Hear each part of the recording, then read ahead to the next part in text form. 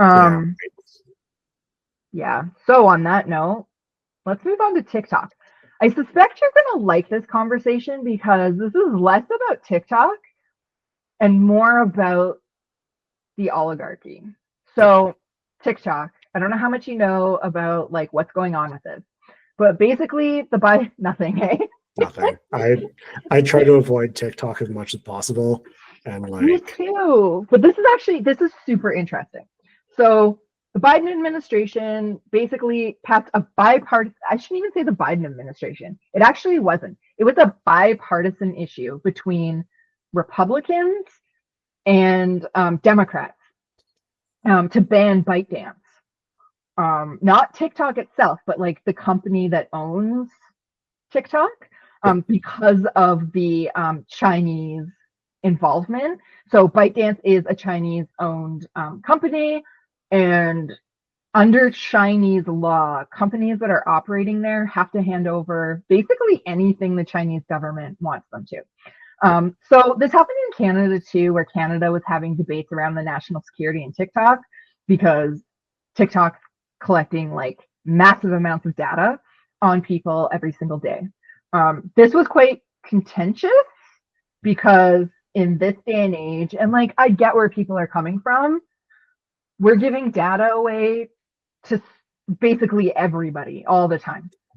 Um, but I think the bigger worry that everybody's not really talking about here, and one of the things that came out like when they were passing this law, is about the algorithm has to be approved by the Chinese. And we still don't actually know how that algorithm works because it's like classified information under Chinese law.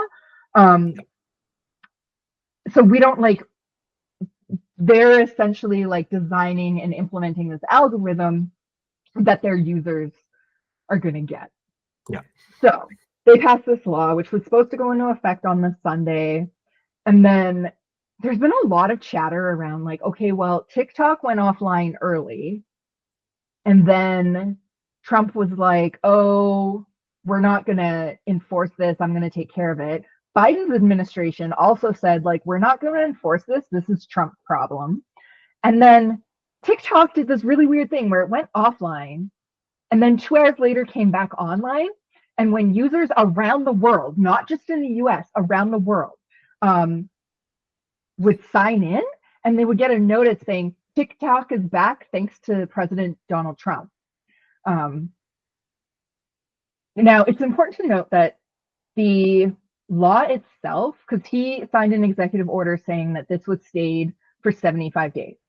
In the law itself, it said that the president can issue an executive order suspending the ban of ByteDance for up to 90 days while litigation and negotiations go on.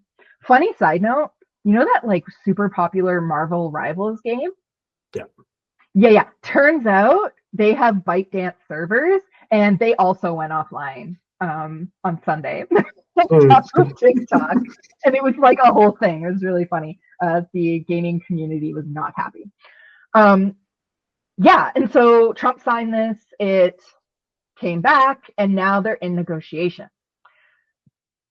On Tuesday, he made a comment saying that he would be um, fine with Elon Musk owning TikTok. Because Elon Musk owning X has gone so well, right? But here's the thing. If it's not Elon Musk, it's probably going to be Zuckerberg. So you're Yeah. going to have like two oligarchs basically running all of the social media, not only in the US, but like basically all of the important social media in the International. world. Yeah. Um, it's insane. Like, it's also insane to me that they're like, we're fine with rotting kids' heads. We just want to be the ones to do it. But Yeah. what's really scary about this is like, not only is there like the concentration of like who owns stuff, and we see this with Bezos, right? He owns Yeah. the Washington Post, and he like stomped out their what's the word I'm looking for? The endorsement of Endorsement. Kamala Harris. Um, all of the articles now are like pro-Trump. Yep. So like this isn't something to just kind of shrug off and be like, whatever, Yeah. it's fine. It's a very deliberate control of the media, right? And like, right? And we see what Musk does on X, right? Like it yeah, is basically a right-wing circle jerk on there. yeah.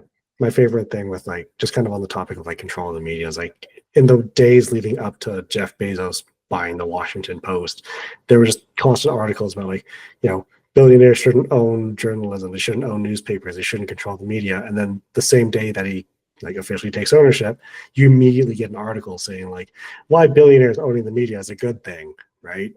And like how do you stop that when you have billionaires owning literally every form of media that we deal with now?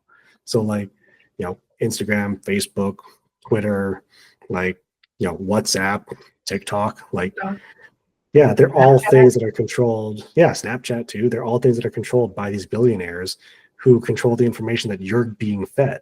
And you're providing your data to get a service for free, but it's not really free. It's like that saying, there's nothing more expensive than free, right? Because, and this is as someone who doesn't use TikTok, or someone who literally used TikTok for 2 weeks because I was like, I don't get it personally. Like, No, I'm right there with you. yeah, and like what you have like for TikTok in China versus what you have in TikTok in the West, and I can't verify this, I just know anecdotes on the internet. Like they're two different things. To operate in China. Really?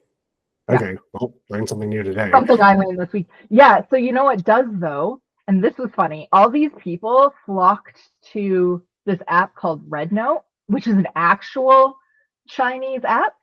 And there was again, shout out to Pod Save America. I think it was Pod Save America. One of the things I listened to was looking at like an ongoing list somebody had of interactions that Americans were having with Chinese people, like on the app.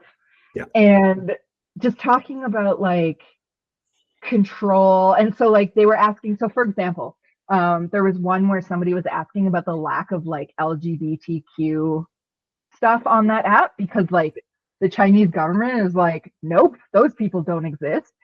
And somebody's response, like somebody from China responded with, oh, we don't see gender and we don't have those kinds of issues, blah blah blah, right? Like very propaganda-y, like we're colorblind, but with gender. Yeah. And this American was like, isn't this nice? Like we've been lied to about China. Yeah. Right. Well, it's funny you mentioned that because I was literally watching a YouTube short about it where it's like all these people are like, oh, my conception about the other country was totally wrong. And it's like, keep in mind, like, we are saying here that, and you actually just mentioned this, these companies have to cooperate with the Chinese government wherever the Chinese government needs it necessary for security reasons, right? So like, and security can be any number of things. So it's really easy to make the argument like, well, we're going to start setting a whole bunch of bots on your platform now because the Americans are going there and we need to control the narrative. Like, so it's just crazy to me that like, again, there's nothing more expensive than free, but people want that content, right? So I don't know. I don't get it. I don't understand TikTok, but here we are. It's all depressing.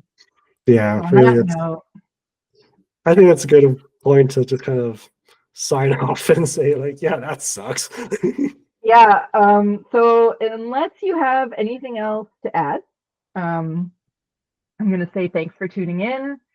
Don't forget to like, subscribe, smash the notification button.